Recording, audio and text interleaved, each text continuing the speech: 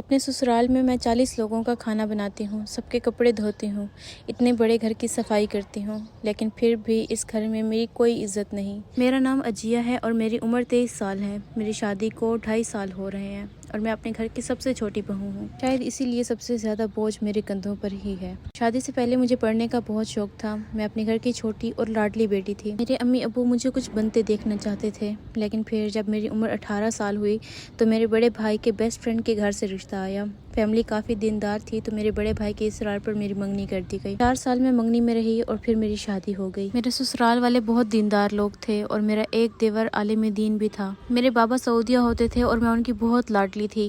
میری شادی کے لیے وہ پاکستان آئے، لیکن پاکستان سے جانے کے صرف 1 مہینہ بعد ان کے اچانک ہارٹ اٹیک میں ڈیتھ ہو گئی اور اسی دن میں اندر ہی اندر سے مر گئی۔ میرے سسر کی باقی ساری بہویں ان کی اپنی تھیں، ان کی بھانجیاں بھتیجیاں، اور صرف اس گھر میں ایک میں غیر آئی تھی۔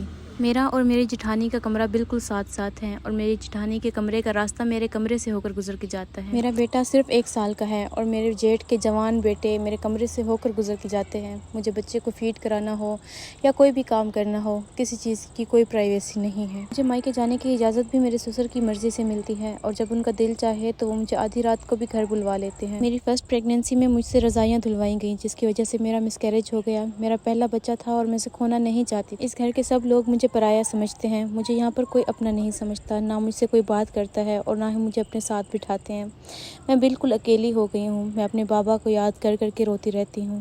اگر آج وہ ہوتے تو میں کبھی بھی اس حالت میں نہ ہوتی جس حالت میں آج ہوں۔